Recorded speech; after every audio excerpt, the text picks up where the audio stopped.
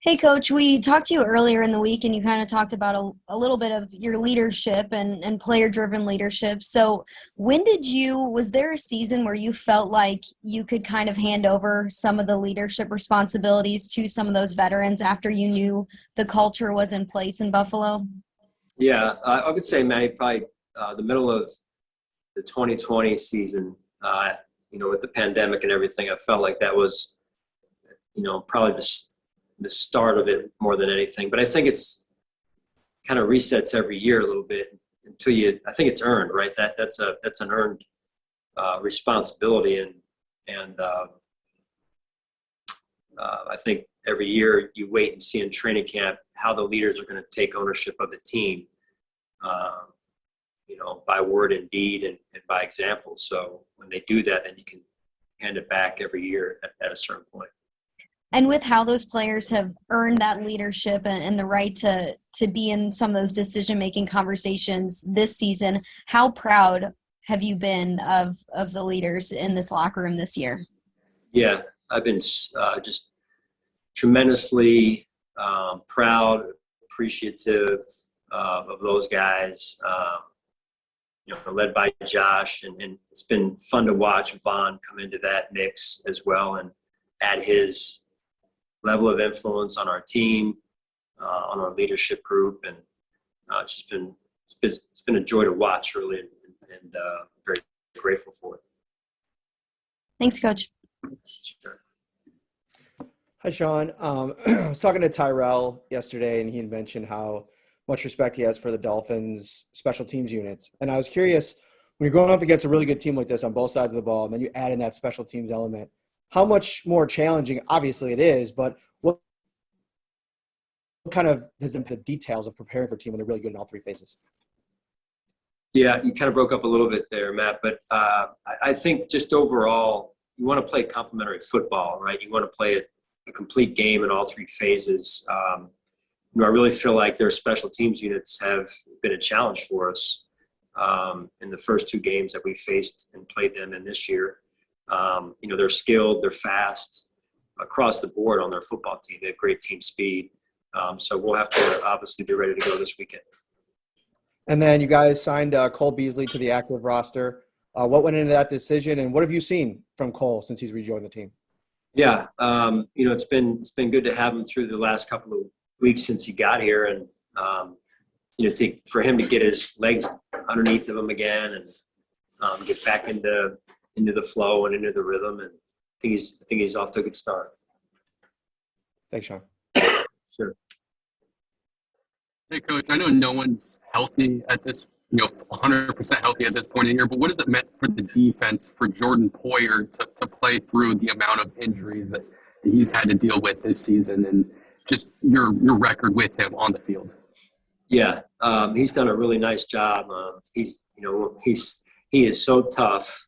I just have so much respect for who he is as a person, who he is as a player. Obviously, he brings a certain mentality to our defense, and it's been great to have him out there. And then you're facing Miami for the third time, kind of similar to last year, playing the Patriots three times. But how difficult is it to win, to beat an opponent in your division multiple times in a season? Yeah, they've beaten us once, and we've beaten them once.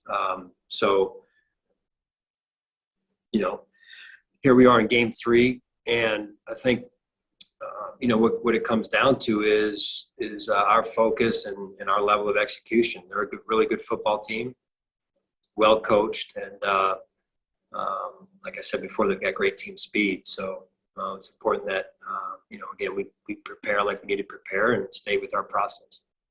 Thank you. Coach, good morning. Mookie Harkins, Waffle Sports Cincinnati. How you doing? Good, Mookie. How are you? I'm good. Thank God it's Friday, right? So, Coach, just tell us, what has the mood been like, this week overall, the practice with you guys? Yeah, I mean, they're, I would say, pretty much, a normal week for us of preparation, a normal focus. We'll go out there in a few minutes here to practice on Friday and continue to try and add detail to the game plan. Yeah, I kind of jumped in late, but how do you prepare to face number 10? He's a weapon that Miami uses a lot, whether it's motioning him or maybe even returning punts. He's done that in the past against you guys. Or are you prepared to him even lining up in the backfield? Yeah, they do a really good job of moving him all around. And like I said, they have great team speed, with 10 and 17. And so we'll have to, make sure we're on our details and know where our help is and play with good leverage. Absolutely. And, it's going to be a crazy atmosphere on Sunday. What is your message for Bills Mafia, if you got any? Just keep being themselves, man. They're the top fan base, top fans in the league, and just keep being them. Absolutely, Coach. Good luck Sunday. Appreciate that. Hey, Sean, I just had one more quick one. I was talking to Naheem this week also, and, we've talked a lot about what he did last week, but I'm interested from a personal perspective. I mean, just what he's kind of gone through to get up to speed. He said that some of his stuff still hasn't arrived from Indianapolis, and he's been trying to learn the playbook, and, he's acclimated so well in the locker room. What have been your impressions of him personally? Just very impressed with who he is. He's a little bit on the quieter side, but a great young man. Just high character guy, it seems like, and I think it's great. It's a great example of someone earning the respect of one's teammates. To come in during the middle of a season, especially as a veteran player via trade, is not easy. And he just took it one day at a time, continued to work at it. He had a lot of things going on, off the field too, like you said, that become challenging to trying to learn the playbook, to try and, endear yourself to your new teammates and coaches. And he just stuck with it. And then what he did this past weekend, obviously not by himself, but what he did, I think really, I hope, helped him feel, as a true part of the team now in the Buffalo Bills uniform. Thanks, Sean. Yeah. Hey, Sean, you've got a couple rookies that are about to play in their first NFL playoff game. And I know some of these guys are no stranger to big games from what they did in college, but is there anything extra that you have to say to some of these guys like Kyer or James going into this game with it being their first pro postseason game? Yeah, I mean, I think generally no, but specifically yes, if that makes sense. Micah and we kind of got that out of the way on Monday with Micah in the leadership role that he's in, taking some time with our younger players and sharing his wisdom on kind of tips for playing and executing in the playoffs. So I know that was a big help to me, and I hope to them as well.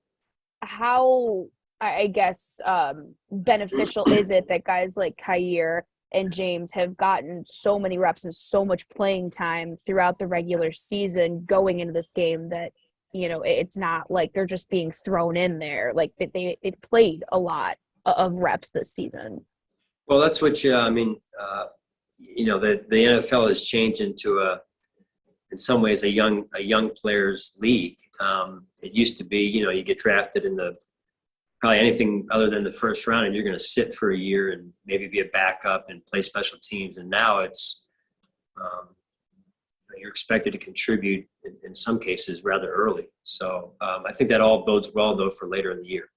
And then one more, if I can. I know we talked a little bit about how Dean was able to step in last game and start. I guess just what have you seen from him in this short period of time since he's been back?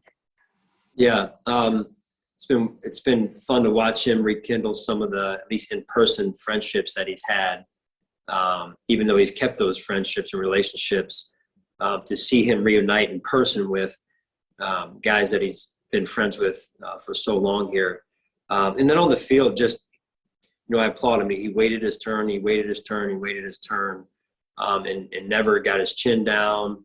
I'm sure it was, frustrating at some points. And now for him to be able to play, I think is a great example of just putting the team first and then being ready when your number's called. Thanks, Sean. Appreciate it. Yep. That's all for today. Thanks, Coach. All right. Thanks, guys.